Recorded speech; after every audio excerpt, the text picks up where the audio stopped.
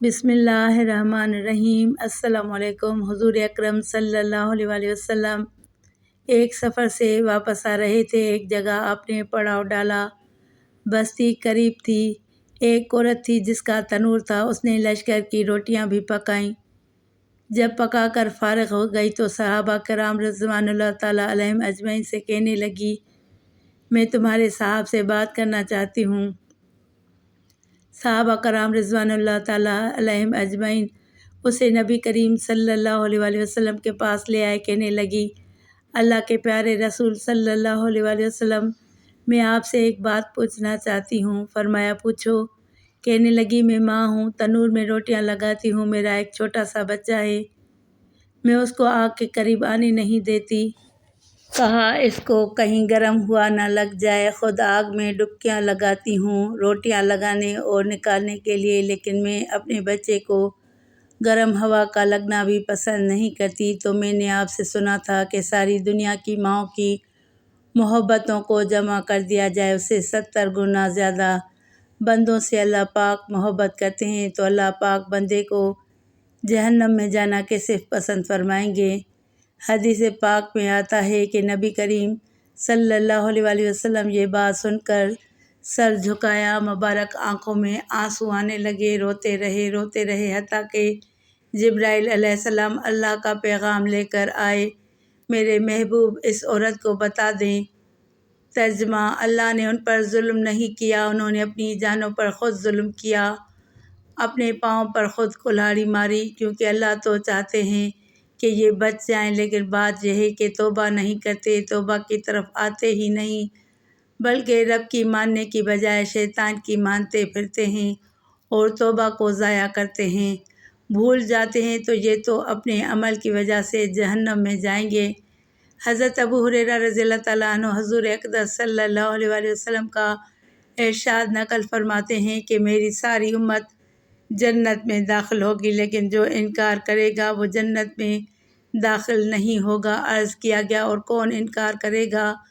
آپ نے فرمایا، جس نے میری اطاعت کی وہ جنت میں داخل ہوگا، اور جس نے میری نافرمانی کی اس نے انکار کیا۔ حضرت جابر رضی اللہ تعالیٰ عنہ نے ارشاد فرماتے ہیں کہ چند فرشتے نبی کریم صلی اللہ علیہ وآلہ وسلم کے پاس آئے اور آپ سو رہے تھے۔ ان فرشتوں نے آپس میں کہا کہ تمہارے اس ساتھی کے لیے ایک مثال ہے، اس مثال کو بیان کرو۔ بعض فرشتوں نے کہا کہ یہ سو رہے ہیں، اور بعض فرشتوں نے کہا کہ ان کی آنکھیں سوتی ہیں اور دل بیدار رہتا ہے۔ تو فرشتوں نے کہا کہ ان کی مثال اس آدمی جیسی ہے کہ جس نے ایک گھر بنایا اور اس گھر میں کھانے کی ایک دعوت کا انتظام کیا اور ایک بلانے والے کو بھیجا، تو جس نے اس بلانے والے کی بات مانی وہ گھر میں داخل ہوا اور اس دعوت میں سے کھایا، اور جس نے اس بلانے والے کی بات نہ مانی نہ وہ گھر میں داخل ہوا اور نہ اس نے دعوت میں سے کھایا۔ پھر فرشتوں نے کہا کہ اس مثال کا مطلب ان کے سامنے بیان کرو تاکہ یہ سمجھ جائیں۔ اس پر بعض فرشتوں نے کہا کہ یہ تو سو رہے ہیں، اور بعض نے کہا کہ ان کی آنکھیں سوتی ہیں اور دل بیدار رہتا ہے۔ تب فرشتوں نے یہ مطلب بیان کیا کہ وہ گھر جنت ہے اور بلانے والے محمد صلی اللہ علیہ وآلہ وسلم ہے، لہٰذا جس نے محمد صلی اللہ علیہ وآلہ وسلم کی اطاعت کی اس نے اللہ کی اطاعت کی، اور جس نے محمد صلی اللہ علیہ وآلہ وسلم کی نافرمانی کی اس نے اللہ کی نافرمانی کی، اور محمد صلی اللہ علیہ وآلہ وسلم کی وجہ سے لوگوں کی دو قسمیں ہو گئیں، جس نے آپ کی مانی اس نے اللہ کی مانی اور جنت میں جائے گا، اور جس نے آپ کی نہ مانی اس نے اللہ کی نہ مانی اور وہ جنت میں نہیں جائے گا۔